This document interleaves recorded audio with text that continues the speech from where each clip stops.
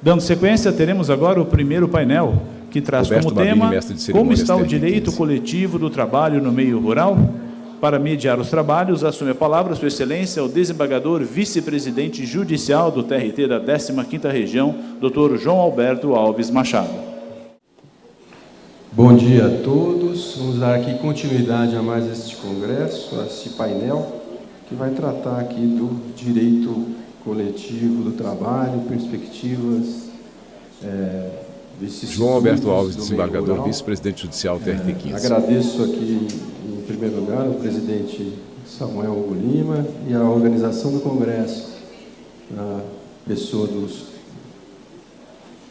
Dr. João Carlos Pereira, do Dr. Francisco Alberto Peixoto da Mota Giordano, e o gentil convite para mediar aqui este painel, né, onde nós teremos aqui a presença do senhor José Maria de Lima, né, que é dirigente sindical lá em Goiás, né, presidente ele é secretário de Administração e Finanças da Federação dos Trabalhadores Assalariados e Empregados Rurais do Estado de Goiás.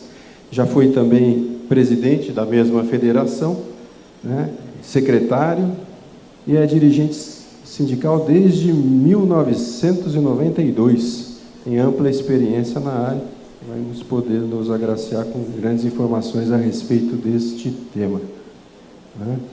E a quem, então, nesse ponto e nesse desenvolvimento do trabalho rural e nessa grande expectativa que se tem acerca de como, afinal de contas, estão se louvando aí os atores sociais neste momento em que é de difícil organização, né, e de difícil rearranjo, né, por força, inclusive, de uma mecanização, de uma automação no campo, da alteração do modo de trabalhar no campo, e isto impacta realmente e, sobretudo, não só as relações sociais no campo, mas também a atuação das entidades sindicais e também a aplicação do direito coletivo do trabalho. Num breve panorama, eu devo dizer que, do ponto de vista da jurisdição, e mesmo sendo o Tribunal Regional do Trabalho da 15ª Região um tribunal eminentemente rural, né, que por sua vocação e por seu campo de jurisdição, nos últimos 3 anos, nós só julgamos 3 dissídios coletivos abrangendo questões rurais, questões do campo. Com isso, se presume que acordos e convenções coletivas, ou seja, que as partes têm chegado, principalmente no campo, a um bom termo e têm encaminhado e resolvido as suas soluções e as suas questões e os seus conflitos sem que haja uma intervenção do Estado e sem que haja exercício de poder normativo na maior parte das vezes. Então, são essas as considerações iniciais. Agradeço e passo a palavra aqui ao senhor José Maria de Lima para a sua manifestação. Bom dia a todos e a todas. Quero pedir permissão para cumprimentar o procurador Dr. Samuel. Em nome dele, eu cumprimento todos e todas que estão aqui nesse 14º Congresso Brasileiro de Trabalhadores Rurais. Meu nome é José Maria de Lima, eu sou trabalhador rural intêntico, toda a vida comecei a trabalhar aos 10 anos de idade. FETAER, Goiás. Talvez por isso não tive oportunidade de estudar, de ter uma formação acadêmica, né? Mas eu vou falar aqui um pouco para vocês do prático, lá do que o trabalhador se sente lá no pé do eito, que a gente costuma falar no interior, tá certo? Eu tenho 63 anos, a minha vida toda foi dedicada ao rural, o meu conhecimento na prática é muito grande sobre isso. E me orgulho muito de estar aqui em nome de todos os trabalhadores e trabalhadoras rurais do Brasil, está falando em nome deles, né? Quero cumprimentar a minha assessoria, Dr. Carlos, Danilo, cumprimentar a doutora Elimara, que, segundo ela, é minha amiga também, mas me fez esse convite de participar aqui, né? quero cumprimentar também o doutor Fernando, gerente de fiscalização rural aqui em São Paulo, né, doutor? Então, a gente está junto aí nessa luta, além de Goiás, mas em todo o Brasil. Nós só temos uma federação em Goiás, FETAERGO, a gente é filiado à nossa CONTAR, Confederação em Brasília, e temos no estado de Goiás representação em todos os 246 municípios do estado, dos rurais, né? Então, é um prazer muito grande estar aqui falando com vocês. Eu já quero adiantar para vocês e pedir desculpa, que a minha fala é fala de um trabalhador, certo? Talvez não saia algumas palavras bonitas, igual muitos gostariam de ouvir, mas eu vou falar da realidade do campo antes e hoje, que no nosso ponto de vista teve uma evolução grande, mas não é aquilo que a gente deseja e que o trabalhador precisa ainda, né? Então, eu acredito que esse congresso aqui vai ser uma avaliação muito grande para todos os setores, para todos os representantes, para que saia daqui, inclusive os empresários e o judiciário, assim, pensando da mesma maneira que os trabalhadores pensam, né? Porque pensa e precisa. Porque eu fui cortador de cana 8 anos na usina Comperrub, lá em Rubiataba, que é a minha cidade, e naquela época a gente trabalhava de chinela havaiana, cortando cana com bodão.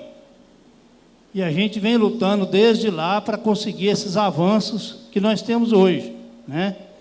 Só para vocês terem uma ideia, quando falaram que o trabalhador rural ia andar de ônibus, até nós, trabalhador rural, duvidava.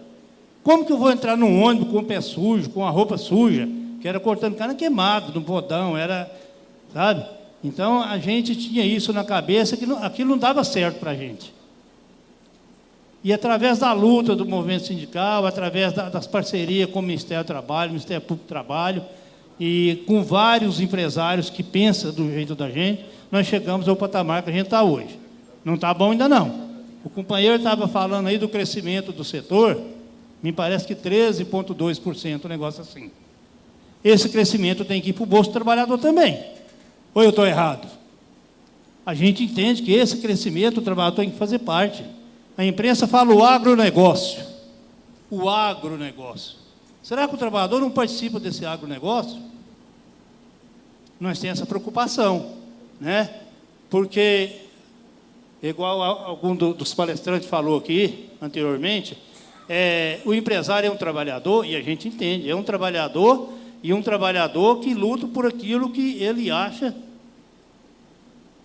Tá bom, obrigado.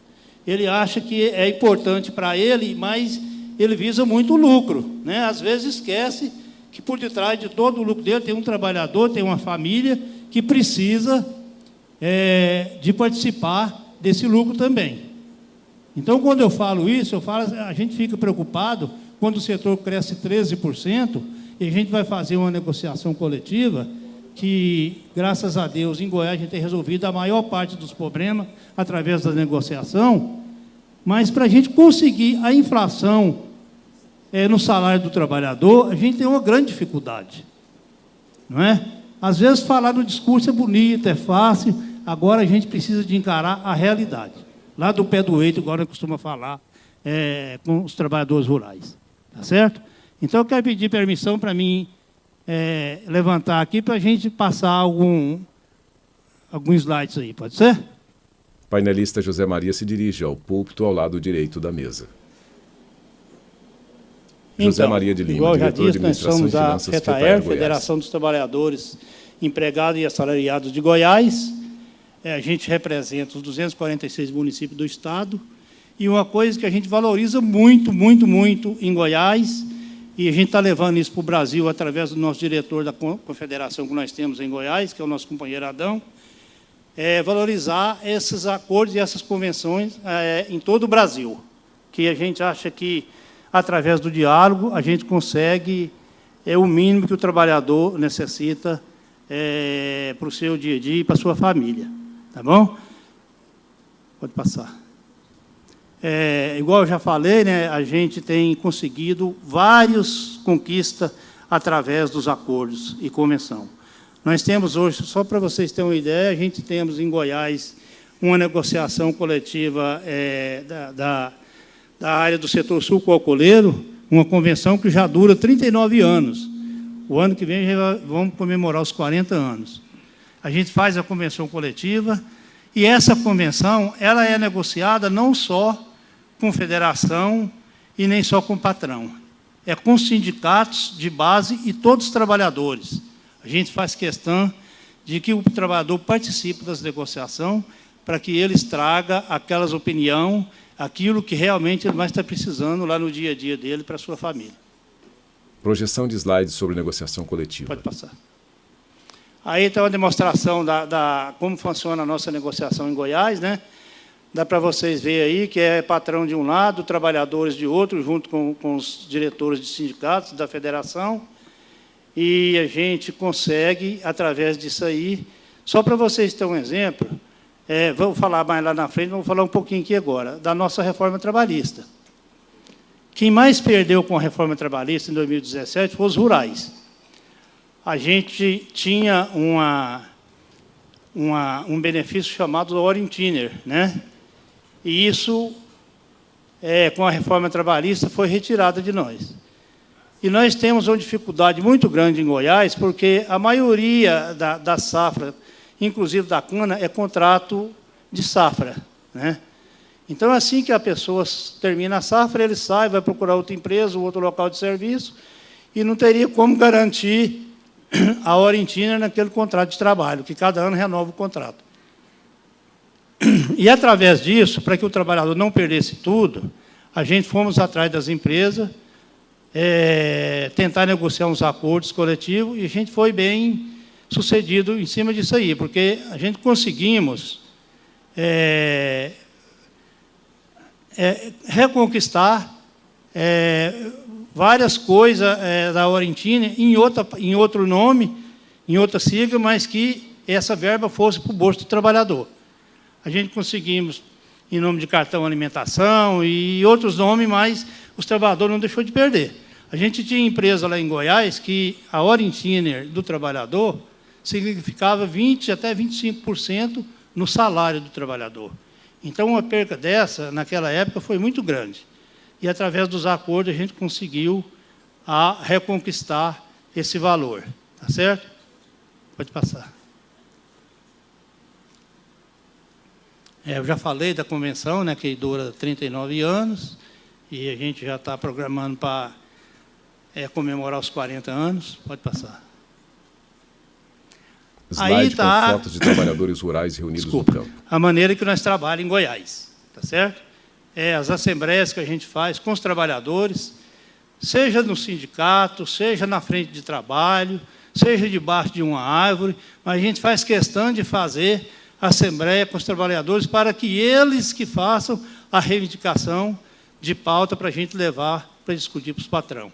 E isso a gente acha que no nosso trabalho, a nossa opinião em Goiás, é o que mais ajuda, porque quando o trabalhador está participando junto, as coisas se tornam bem mais fáceis. Então, vocês veem aí várias áreas que a gente faz assembleia e nas negociações de convenção e de acordo coletivo. Vou passar. Nós temos em Goiás uma valorização muito grande com as mulheres. Essa senhora aí é a nossa vice-presidente da federação, né? E ela trabalha diuturnamente atrás de benefícios para as companheiras trabalhadoras rurais. Hoje nós temos em Goiás uma grande parte de operadoras de máquinas que são mulheres, viu, gente? Nós temos um convênio com o Senar, que a gente dá curso, treina, qualifica essas mulheres para que elas operem aquelas máquinas coletadoras de cana, de soja, de milho, essas máquinas modernas que tem hoje. A gente sabe que não é fácil, né? Mas a gente está trabalhando junto ao Senar e, graças a Deus, está sendo muito bom esse treinamento com essas mulheres. E a prova está aí, que hoje, me parece, eu tenho quase certeza, que a maioria dos empresários prefere contratar uma mulher para operar uma máquina, dessas máquinas caras, do que um homem. Que eles falam que a mulher é mais assim, zela mais das coisas, mais zelosa e mais eficiente, né? Então, a gente tem esse trabalho com as mulheres em Goiás e estão levando isso para o Brasil inteiro através da nossa confederação. Tá certo?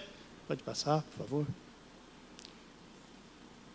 Estratégia de negociação, né? A gente fala muito, igual, eu não canso de repetir isso, assim, a tranquilidade que a gente tem para fechar uma convenção coletiva, um acordo coletivo, às vezes até em época de crise, porque todo setor passa pela crise, né? O nosso forte em Goiás hoje é a cana e grãos. E a gente está entrando na produção de suínos e avinos, né? Bovinos, a gente já tem alguns acordos de confinamento, mas o nosso forte em Goiás hoje é o setor sucrocoleiro. Então, a gente tem essa maneira de negociar, né, junto com os trabalhadores, junto com os sindicatos, e, graças a Deus, isso tudo está dando muito certo. Por favor. Pode passar. Aí, mais uma vez, né, mais uma mesa de negociação de acordos coletivos. Porque, primeiro, a gente faz a convenção coletiva a nível de Estado. Depois, tem algumas coisas que é mais assim para algumas empresas, não é para todas as empresas, que tem os acordos, né? Por exemplo, é uma jornada diferenciada de trabalho, que talvez a gente tenha que fazer acordo. Uma coisa que é importante a gente dizer para vocês aqui, porque os rurais, eu volto a repetir, os rurais é diferenciado dos urbanos. A gente tem várias questões que é diferenciado, tanto para o lado do empresário, quanto para o lado do trabalhador. Porque se você comprar uma máquina hoje dessas mais modernas, ela está custando muito dinheiro, né? Precisa de uma pessoa qualificada para trabalhar naquela máquina. Só que, para isso, aquele trabalhador precisa de ter um estudo, de ter qualificação, de ter treinamento para poder operar uma máquina daquela. Tá certo? Então, isso tudo leva em conta na hora de fazer um acordo. Talvez uma jornada diferenciada de um trabalhador que vai operar uma máquina dessa seja diferente de uma jornada de 8 horas por dia. E aquilo que a legislação nos permite, a gente está encaminhando e está fazendo, e está sendo bom para o trabalhador. Uma coisa que eu costumo dizer é o seguinte: nós, do movimento sindical, nós não dizemos o que o trabalhador quer e o que ele precisa. A gente vai ouvir do trabalhador. Aquilo que ele fala que é bom para ele, a gente está defendendo de unhas e dentes. Tá certo? Então, esse é o nosso lema dos rurais, de negociar e de tentar trazer benefícios para os trabalhadores. Pode passar. Exemplo de negociação, né, eu já falei bastante sobre isso. A gente precisa, eu sei que talvez os nossos juristas de Goiás não estão aqui presentes, nem de outras, eu já vi de outra região do Brasil, eu já vi aqui o nosso palestrante antecessor, que é do Rio Grande do Sul, né? Mas deveria ter, eu não sei se tem mais aqui, se tem, me desculpe, participar mais disso aqui, porque talvez na saída daqui, a gente já sai daqui com um papel mais definido para levar aquilo que os nossos trabalhadores realmente precisam lá no pé do eito. Porque eu volto a repetir, talvez falar na prática, falar na teoria, aqui no microfone, no meio de tantas pessoas aqui que a maioria é advogados, é juiz, é procurador, talvez é bonito, né? Mas, igual o antecessor meu falou, a hora que chega na prática lá, que você vê um trabalhador passar por aquilo que ele falou, e vocês devem ter acompanhado na imprensa que Goiás teve isso, né? Bastante, foi o segundo estado que mais teve, né? Então, eu já quero, lembrando aqui, eu já quero mandar um abraço para o nosso auditor fiscal lá de Goiás, o doutor Roberto Mendes, que a gente trabalha diariamente junto, não tem feriado, não tem domingo, né? O doutor Opiniano, que é o procurador, chefe procurador lá do Ministério Público do Trabalho de Goiás também, que trabalha junto com a gente. Então, isso tudo é muito importante para a gente. Mas tudo isso não basta se os empresários não estiverem junto também, né? Porque os empresários precisam de entender que quando as coisas crescem, quando o setor cresce, quando ele está ganhando dinheiro, o trabalhador também precisa de participar disso aí. Porque quando está perdendo, nós participamos, viu, gente? Quando o setor está perdendo, nós participamos. E olha como nós participamos. A gente, às vezes, tem que negociar parcelamento de 13º, parcelamento de férias, até de salário. Por que quando a coisa está boa, quando está ganhando dinheiro, quando está crescendo, o trabalhador ele não tem que participar junto nesse crescimento? Então, essa é uma das nossas reivindicações para que isso, aqui nesse Congresso, leve para todo o Brasil, né, o Judiciário nos ajudar junto a essa luta, essa batalha aí. E os empresários. Pode passar. Continuação, né, da fixação de benefícios, a gente tem conseguido lá em Goiás, para cobrir as horas em Tine, cartão alimentação, nós conseguimos vários, praticamente todos os acordos que nós fizemos, a gente conseguiu reverter as horas em Tine em cartão alimentação. Nós temos o PPR, uns falam PPL, PRL, outros PPR, que é aquele plano de participação nos resultados da empresa, né? Isso leva mais um dinheirinho para o bolso do trabalhador, inclusive no final do ano agora, a hora que ele mais precisa do dinheiro, né? Então, a gente tem, nós que é trabalhador rural, a gente tem, assim, uma cultura que o Natal é um dia sagrado para nós, né? É um dia de você passar com a família, de você ter uma comemoração, porque o pobre ele não tem como comemorar todo dia. Talvez você guarde um ano todo para pegar o 13º no final do ano e fazer um churrasquinho, tomar uma cervejinha com a família. Então, quando chega um momento que você é obrigado a negociar um 13º, negociar um PPR, isso dói muito na gente e é muito difícil da gente fazer isso. Mas, infelizmente, ainda acontece isso até hoje. Certo? Pode passar. Nós temos em Goiás, hoje nós temos duas convenções coletivas do setor suínos e avinos, né, que os integrados da Perdigão e Sadia, que a gente falava em Goiás, agora é PRF, e isso já está com mais de 15 anos. A gente consegue colocar os trabalhadores granjeiros nesse setor também. Nós temos outra convenção que a gente fala de outra região de Goiás, que é os integrados de outra empresa lá de alimentação, a Nutrisa. Então, isso tudo faz com que a gente está conseguindo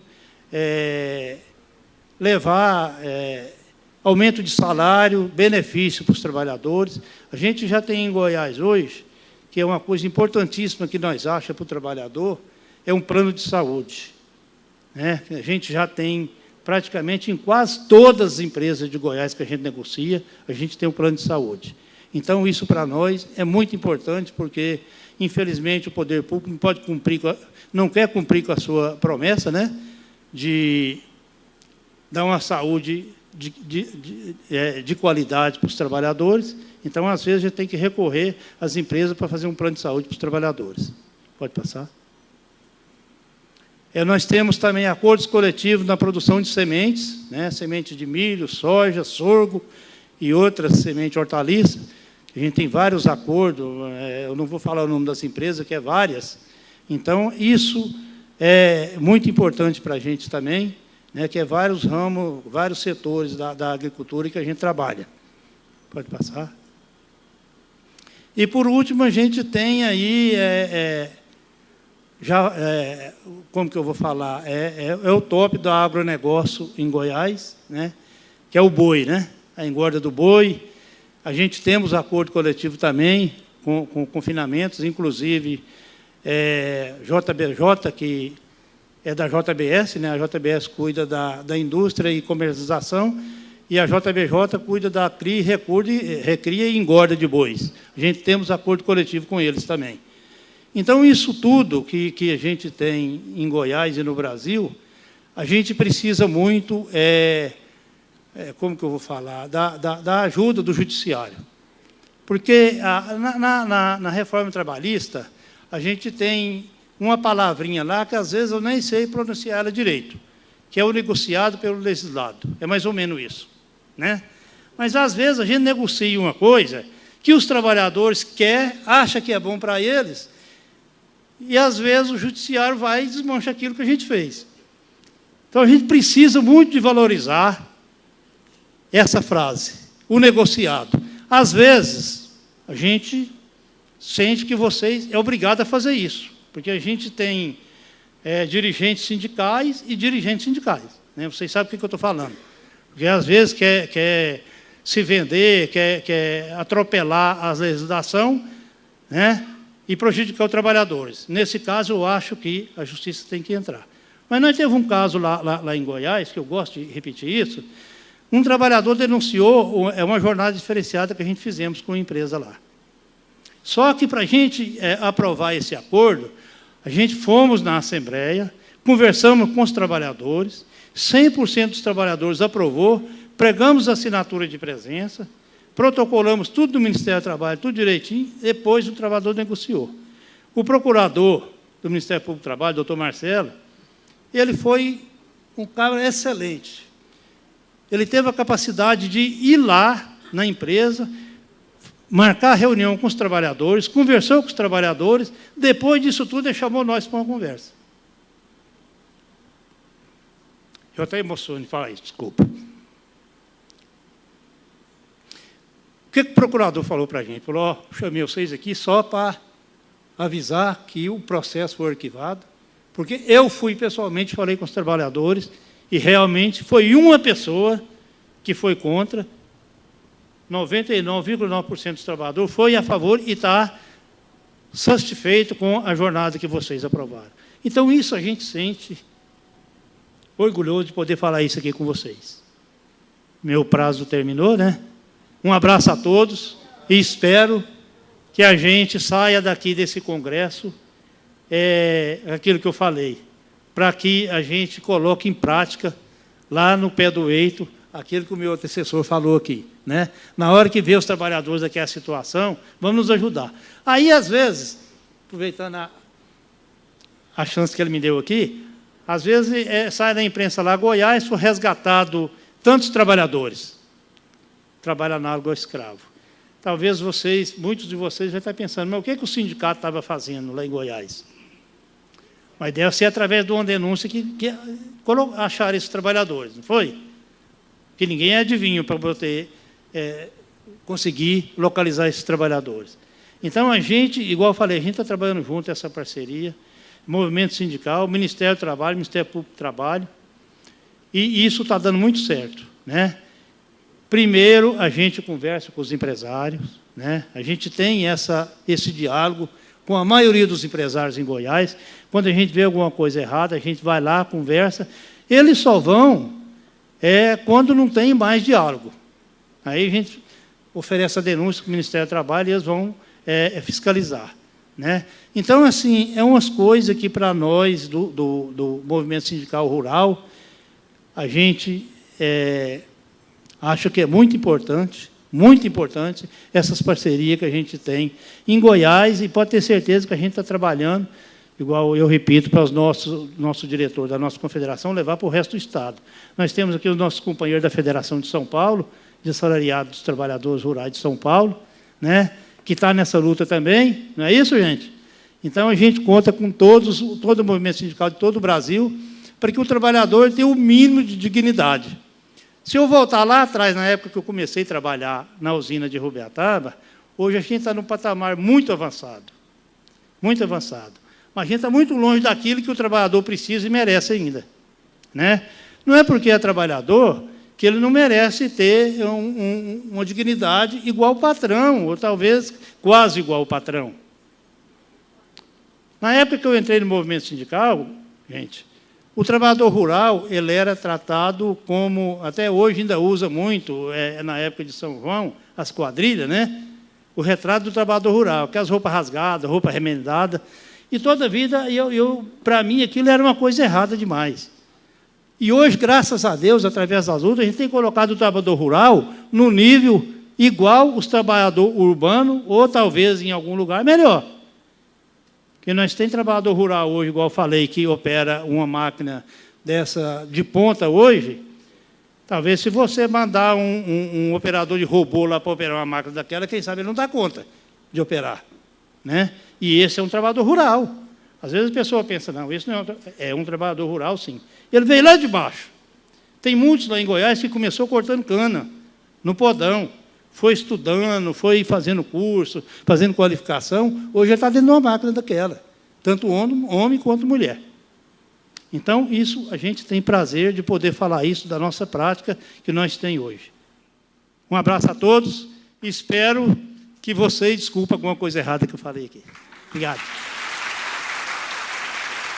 Auditório lotado aplaude José Maria.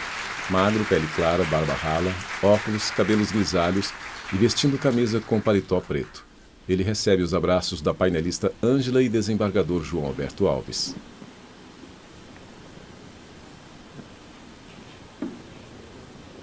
Agradecemos aqui a João Alberto Alves, desembargador, vice-presidente judicial TRT15. E já, tendo em vista o tempo, já passo a palavra aqui a doutora Ângela Vidal Gander Martins, que é jurista, advogada, membro da Academia Brasileira de Filosofia e da Academia Paulista de Letras Jurídicas.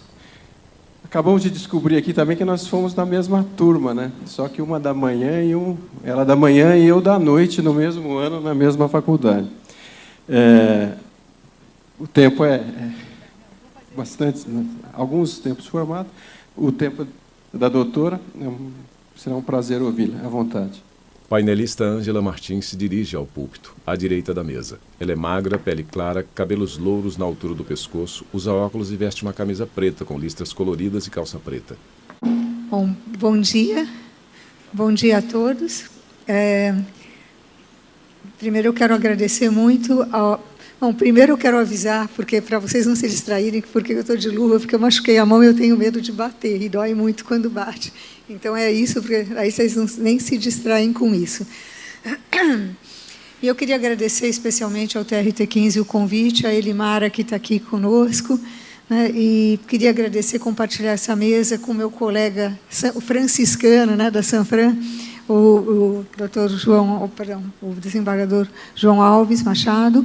Queria agradecer ao presidente do TRT15, queria agradecer a palestra e encontrar com o meu amigo querido Francisco, da URGS, né, que estivemos juntos na Universidade Federal do Rio Grande do Sul, onde eu fiz meu meu doutorado. Diretora jurídica da FAESP. E queria agradecer a palestra, né, e o que compartilhou o nosso querido José Maria de Lima, né, mostrando essa parte tão importante, né, dos trabalhadores, né? E queria agradecer a presença de todos vocês, colegas, alunos que estão aqui, os que viveram a saga do voo de ontem, de São Paulo para cá, né, e estão aqui firmes. E queria falar um pouquinho sobre a minha experiência agora na FAESP. Eu vou passar uns dados, eu super compartilho com o Francisco, que o PowerPoint, nós fizemos isso na URGS também, essa experiência, né, de não truncar o raciocínio, muitas vezes com PowerPoint, mas conversar, né, dialogar e acompanhar o raciocínio, porque muitas vezes há uma perda de dados, né, com o uso do PowerPoint e com a fala. Eu queria explicar, antes de mostrar alguns dados, né, para não perder tempo, o meu background, né, e a minha experiência na FAESP nesses 10 meses. Eu sou professora de filosofia do direito, eu estava mais no direito tributário e no constitucional. Eu tive 4 anos no governo como secretária nacional da família, né, e, acabando o governo, eu vim para o agro. E as pessoas perguntam, nossa, por que tu saiu do Ministério de Direitos Humanos, né, para o agro? Eu falava, olha, primeiro, porque, para mim, o primeiro direito humano é nascer, poder nascer, a vida. O segundo é poder comer, né? E eu penso que o agro é a garantia da segurança alimentar, né, para o Brasil e para o mundo, porque nós temos essa condição. Ao mesmo tempo, por 10 meses no agro, eu realmente não conhecia essa realidade. O que eu fiz? Né? Como o Francisco foi passeando no Rio Grande do Sul, né, para conhecer toda a realidade da justiça, do trabalho ali, eu fui para os municípios onde a FAESP trabalha, né, fiz uma itinerância entre os sindicatos dos municípios de norte a sul de São Paulo, de leste a oeste, para conhecer a realidade do agro.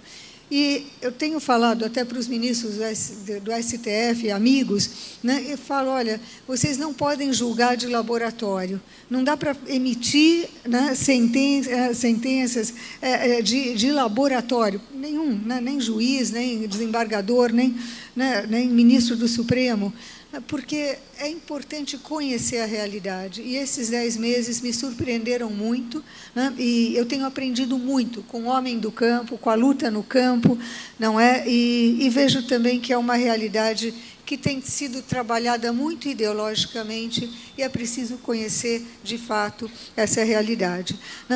Meus desejos agora no agro, fora essa paz na negociação coletiva e um ganha-ganha, né, porque eu já vou chegar, primeiro que a gente viva o 187 da Constituição Federal, política agrícola, né, destacada, pensada, com os 3 poderes, para poder dar essa plataforma ao agro através da normatividade. Né.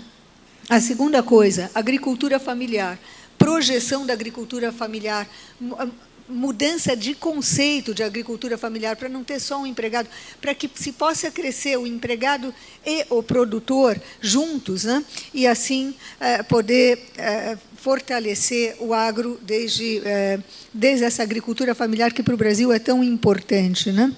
Eu lembro que quando eu cheguei na Secretaria da Família, a ministra Tereza Cristina me falou: Ângela, fortalece os vínculos familiares na agricultura familiar, para que o jovem não saia do campo, não vá se alcoolizar, não vá se drogar na cidade, quando ele pode continuar o negócio familiar.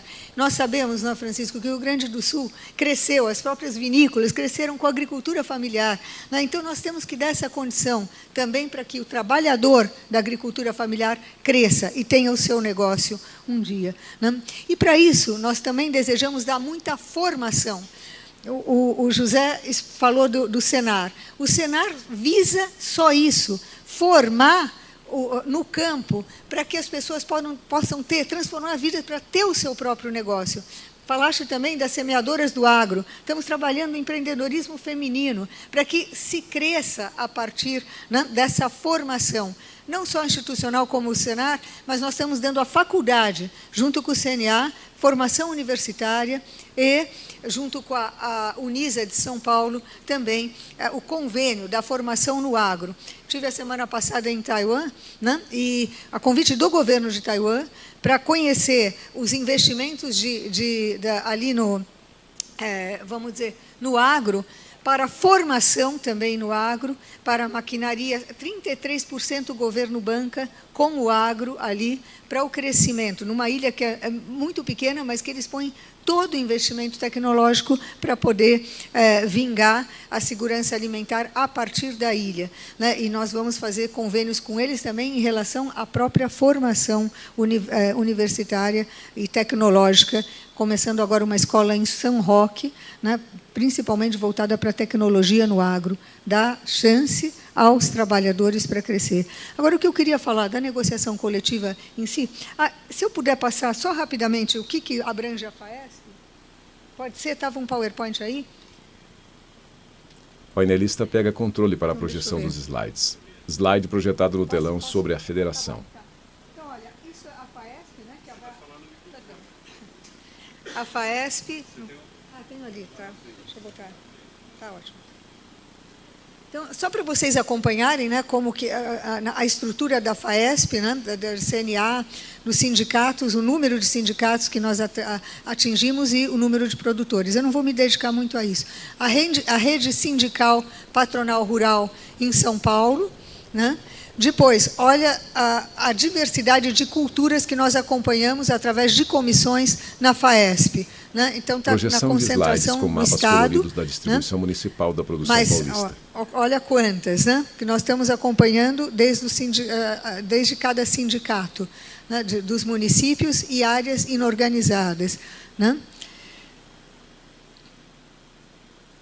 Então, só para vocês terem a extensão das negociações coletivas que nós acompanhamos. Então, o que eu queria passar para vocês? Nós temos trabalhado com o TRT15 há anos, promovendo esse congresso para fortalecer as relações no campo. Eu sou da filosofia do direito, estudei um autor que chama Lon Fuller, que ele falava isso. Eu me especializei nesse autor, que era um catedrático de Harvard.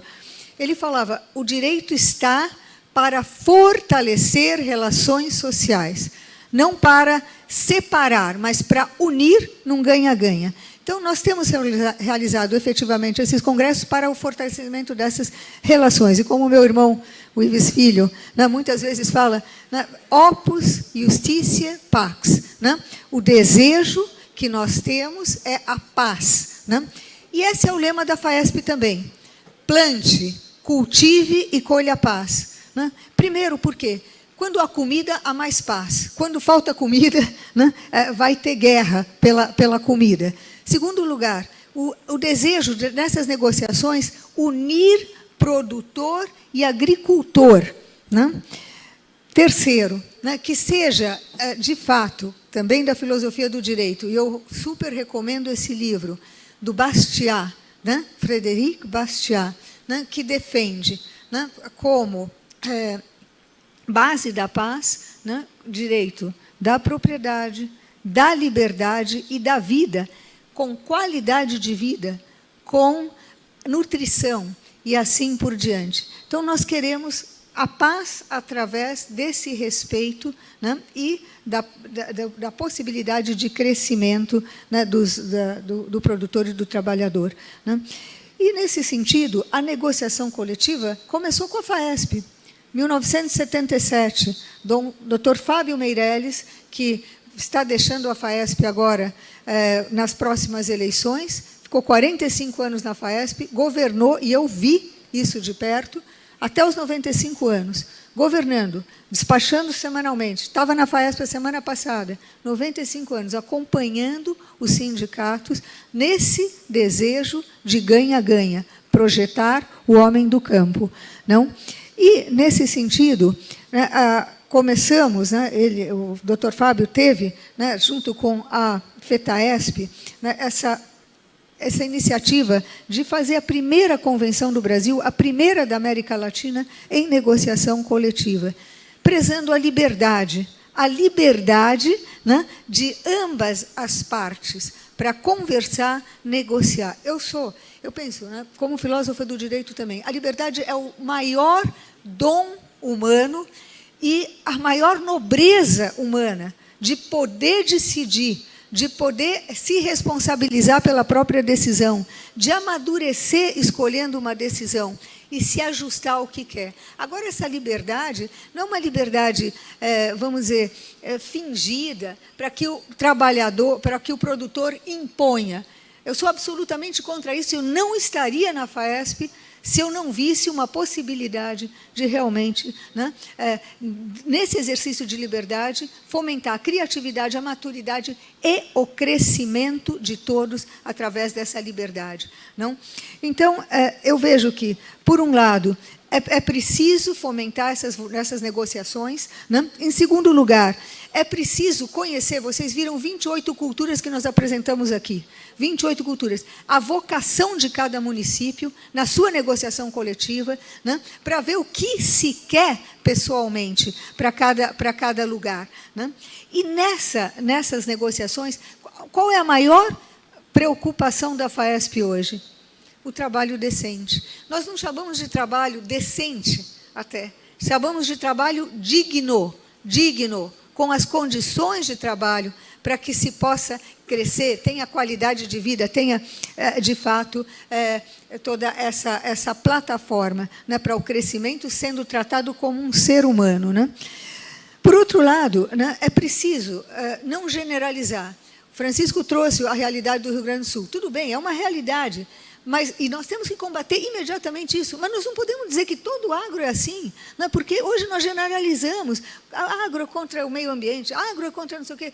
Agora, vamos ver a realidade, porque é injusto nós generalizarmos situações. Quando existe uma luta, no estado de São Paulo, pelo menos, forte, perseguida, para que haja esse trabalho digno. E, por outro lado, como que nós conseguimos isso? Senar, formação, conscientização, não é? E temos que acreditar na liberdade, acreditar na responsabilidade, assim por diante. Então, o que eu traria, né? Bom, antes de falar, conscientização por quê? Existe, evidentemente, um utilitarismo com o ser humano, que é preciso ser combatido. O utilitarismo econômico, o ser humano não é um meio para outros fins, ele é um fim em si mesmo. E é preciso cuidar dele assim, né? E o individualismo, né? Que às vezes nós não pensamos na classe, né? Nós não pensamos no setor patronal, nós pensamos ali, o que eu vou ganhar? Eu lembro que um dos primeiros sindicatos que eu tive, um dos presidentes falou: lute contra o individualismo. Nós não podemos pensar dentro da nossa caixinha, nós temos que sair fora da caixa, pensar numa posição autotranscendente, no bem comum, no bem da categoria, no bem de todos, na segurança alimentar, não? Então, nesse sentido, quais dicas que eu daria, né, em relação às negociações coletivas? Eu estou acompanhando as negociações coletivas de praticamente todos os sindicatos. Muitas vezes eles mandam depois de ter aprovado. Eu falo, olha, é melhor a gente estudar antes, com respeito à liberdade de cada um, evidentemente, das áreas inorganizadas. Mas o que eu vejo, né, o que falta, muitas vezes, né, em primeiro lugar, essa ideia de que o trabalhador tem que ser prestigiado, né? Trabalho digno, não só trabalho decente. Segundo lugar, né, falta debate, falta diálogo, né? Muitas vezes não dá para aprovar uma negociação assim, tem que conversar, tem que ver, tem que entender a outra parte, tem que comunicar, né? E tem que, de fato, ter um consenso. E muitas vezes é feito de forma, como a gente está reclamando da reforma tributária, assodada. Muitas vezes isso aí é feito assodadamente e manda, e depois, muitas vezes, não estuda a peculiaridade do lugar, né? Muitas vezes pega um modelo antigo, pega um modelo... Não, é preciso pensar, né? É tailor-made, é feito, a negociação coletiva ela tem que ser feita nesse espírito, né, de liberdade, né, e de pensar efetivamente um consenso para aquela situação. Depois, cláusulas plausíveis. Às vezes chega a negociação coletiva lá com um monte de páginas de coisas que é impossível viver, né? Então, olha, vamos ver que direitos podemos dar, que deveres temos, né, e vamos tornar consenso algo que realmente nós possamos, né, levar adiante, né? Participação dos sindicatos. Participação de ambos os sindicatos. Muitas vezes falta também essa participação, pensando que aquilo vai impactar toda a categoria, né? Depois, por outro lado, ter presente o tema 1046, que, evidentemente, em cada município, estamos sujeitos, o agro quer segurança jurídica, mas ele vive de certa insegurança, de intempéries, de tantas coisas. Ter também isso presente nas negociações, o que se pode mais ou menos prever dentro de uma imprevisibilidade das condições da natureza, né? Inimigos hoje das negociações coletivas: instigação de animosidade versus trabalhador versus produtor. Não, tem que ser trabalhador e produtor. Isso que tu falaste, não é, José? A gente tem que estar junto, né? A unidade é presságio de produtividade, de prosperidade, né? A luta, né, só gera falta de paz e depois dificuldades econômicas e assim por diante, né? Então, não cair nessa luta ideológica que vai se sendo pregada, né, versus. Não, né? Depois, por outro lado, acreditar na boa-fé.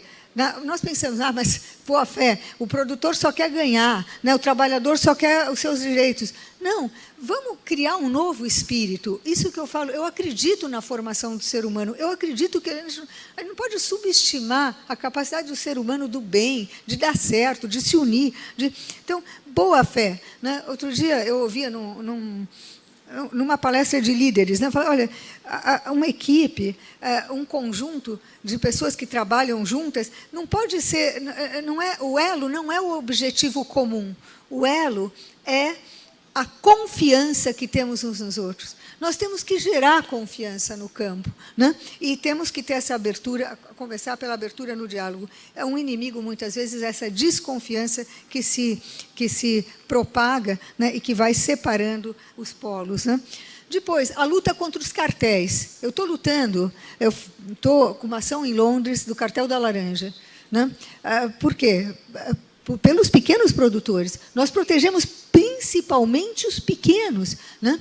Então, olha, de 55 mil produtores, nós fomos para 3 mil produtores por um cartel de laranja, que pagou uma multa no CAD e nunca indenizou os que faliram, né? Que faliram 50 mil pequenos, que tinham ali o seu negocinho da laranja, né? Não podemos permitir. Agora estamos lutando contra o cartel da borracha, os seringueiros que estão submissos a esse cartel, né? O cartel da carne, né? Então, nós temos que lutar para que favorecer esse pequeno produtor também e os que trabalham com ele, como os seringueiros, que perdem muito com isso, né? Já terminando, desculpa, eu acho que também é um inimigo a perseguição ao empregador, né, ao produtor, né? Então, nós temos, né, hoje, né, o fisco atrás, agora com a reforma tributária eu não quero nem ver, né, mas agora o programa de conformidade. Eu tive uma reunião com a Receita Federal e falei, olha, como é que eles vão entender o que vocês estão pedindo aqui, né? Nós tivemos que fazer um curso de formação para entender como é que preenche uma coisa, outra, né? Então, existe uma pressão do fisco, dados, tributos, e nós sabemos que o tributo, aqui, a justiça em relação ao tributo é muito triste, né? A perseguição ambiental, o agro é contra o meio ambiente, né?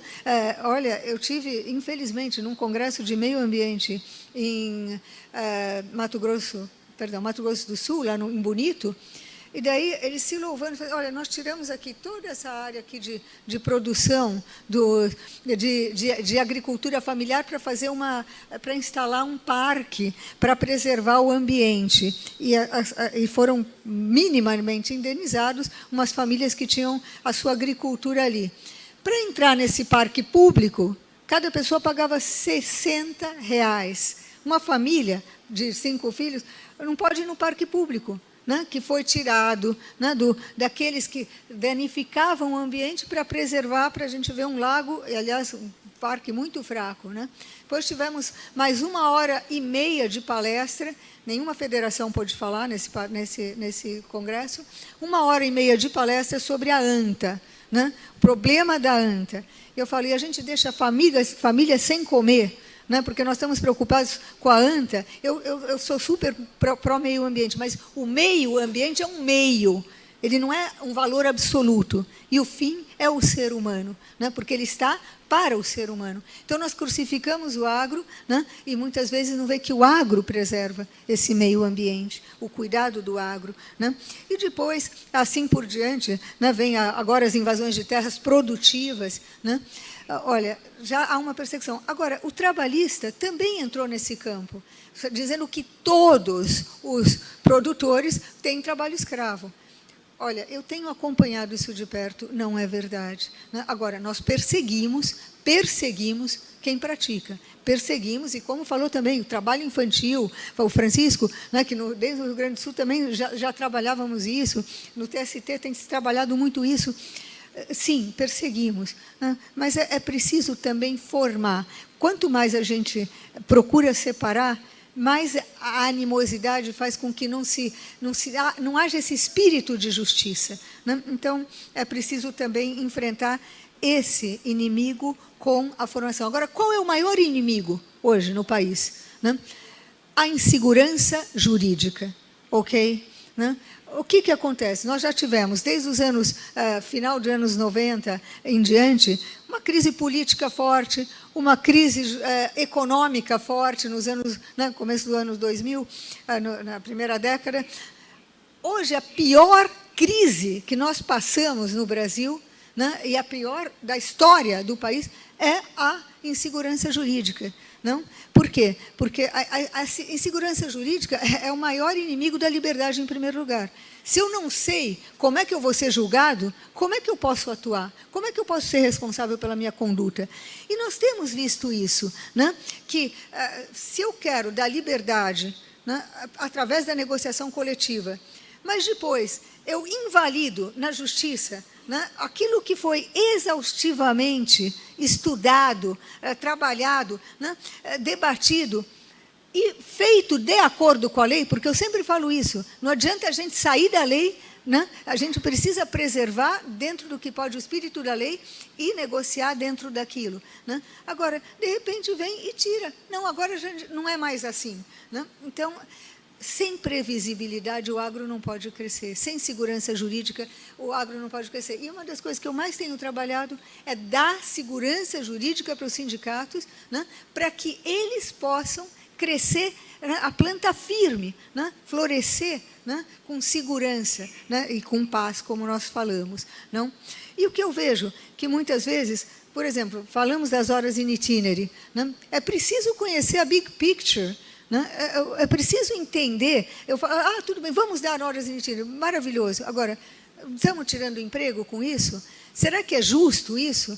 Será que uma liberalidade que o produtor tinha em relação ao trabalhador vai ser agora constituído num direito de pagamento? É preciso estudar a realidade até o final, para ver que tipo de direitos nós estamos criando e que tipo de tirar emprego, né, de empregabilidade que nós estamos dando também. Não? Ou agora, sei lá, rever a contribuição. Como vai ser isso? Será que vamos segurar, manter o espírito de liberdade? O que vai ser, sei lá, não quero, como é que vai ser a oposição? Eu não quero pagar a contribuição, como é que vai ser respeitada essa liberdade? É preciso, os problemas jurídicos não se resolvem sem aprofundar no impacto. Né? E, muitas vezes, hoje, pela insegurança jurídica, nós não conseguimos entender por que havia aquela norma, né? E, segundo lugar, qual é o impacto da minha decisão hoje. Eu morava nos Estados Unidos. Primeiro, imponente, até meu autor era do Texas, ele era super pró, né? Negociação coletiva, etc. e tal. E é interessante, lá não tem a norma, lá é o case, é tudo decidido por common law. Né? Agora, eles, para mudar uma jurisprudência, eles pensam 500 mil vezes. Qual que é o impacto disso, se está vivendo assim? Agora, nós temos, hoje, desculpe falar um termo de agro, mas festa da uva. Né? Assim, agora isso, agora aquilo, agora o juiz de vanguarda é isso. E como é que nós podemos preservar essa paz, preservar a liberdade, preservar, né, a segurança no campo, se nós temos essa insegurança jurídica? Né? Então, eu termino, né, pedindo que nós lutemos, né, por isso que foi falado aqui, pela liberdade, né, por fortalecer as relações entre produtor e agricultor, por, de fato, se comprometer com um trabalho digno. Eu não suporto uma coisa, uma cláusula que eu falo, isso aqui não vai proteger o trabalhador. E eu estou num sindicato patronal, eu estou defendendo os sindicatos patronais, né? Mas eu penso em como fazer florescer cada ser humano. Né? Então, isso é importante para nós. E depois, lutar, né, dentro da justiça, né, nós, os que estão advogando como advogados, né, os que emitem as decisões que podem impactar, né, não pensando, vendo a big picture, né, e não vendo só aquela situação, ou mesmo um paternalismo que não é bom para o ser humano. Quanto mais paternalismo, menos maturidade política, menos maturidade de decisão, menos responsabilidade pelas suas próprias decisões. E eu termino falando que, de qualquer forma, tudo que nós estamos vendo aqui, o que nós queremos? Eu penso que o ser humano ele tem essa necessidade vocacional, de missão, de ser autotranscendente. né? Trabalhar por ganhar dinheiro, trabalhar por, né, descansar no fim de semana, trabalhar, né, isso, sem pensar nas pessoas que trabalham conosco, é muito fraco, é muito pobre, é muito medíocre, é muito mesquinho para o ser humano, né? Nós temos que ter uma missão, né, uma vocação de olhar o mundo. Na FAESP, eu penso, eu estava em Taiwan, estou ajudando a África, eu pensei, eu não quero dar comida só para o Brasil, eu quero dar comida para o mundo, eu não quero que só, né, o produtor, eu quero que cada trabalhador tenha o seu negócio um dia, né, possa crescer efetivamente. Então, eu penso que quando nós olhamos, né, vocacionalmente o papel de um juiz, o papel de um desembargador, o papel de um advogado, nós temos que pensar, como eu vou mudar essa sociedade, né, projetando o ser humano. E, no nosso caso, no agro, como nós vamos dar o direito de comer a quem tem fome, né, alimentar, né, um país e alimentar o mundo. Vamos juntos, muito obrigada. Auditório aplaude painelista.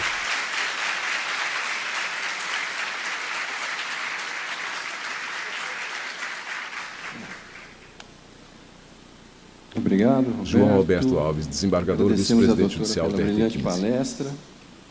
E, sendo bem breve, né? Essa questão da insegurança jurídica, eu acho que a gente combate realmente com liberdade e com negociação coletiva, né? Mas isso dentro de uma perspectiva de um jogo de ganha-ganha, né? A verdadeira conciliação, ela inclui atribuir liberdade para que os próprios atores sociais se responsabilizem pela construção dos seus direitos, dos seus ganhos, das suas oportunidades. Mas isso não implica que o Estado possa abrir mão do papel de garantir esse espaço de liberdade, não é? E velar para que esse exercício dessa negociação e o exercício dessa liberdade, né, não pode de nenhuma e de modo algum invadir ou ofender aí a preservação do trabalho humano seguro, digno e decente. E, para isso, a Justiça do Trabalho e todos esses agentes de fiscalização existem.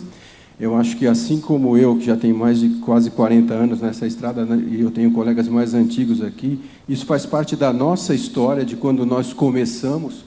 Fazíamos audiência e o empregador não tinha nem recibo, nem papel. Hoje você tem um campo com ISO 9002, várias certificações, não é? Nós temos hoje a evolução do agro, essa modernização do agro, e o fato do agro ter não só evoluído, mas ter passado a ser exercido de uma forma digna, decente e segura, tem muito da contribuição da Justiça do Trabalho em cada uma das cidades onde ela atuou. Então, eu me sinto participante dessa história. Eu acho que todos nós, enquanto fruto dessa instituição, temos que ter e temos que defender sempre, não só a existência da Justiça do Trabalho, como fruto e participante desse processo de modernização. E se o agro é hoje moderno e eficiente, nós também fazemos parte disso, e a Justiça do Trabalho também tem parte nisso. Tá? Muito obrigado, agradeço.